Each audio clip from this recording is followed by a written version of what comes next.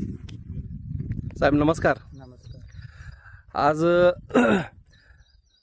तुमच्याकडे आलो आहे विजिटला. तर साहेबांना मी दोघं पण तुम्ही आहात समोर.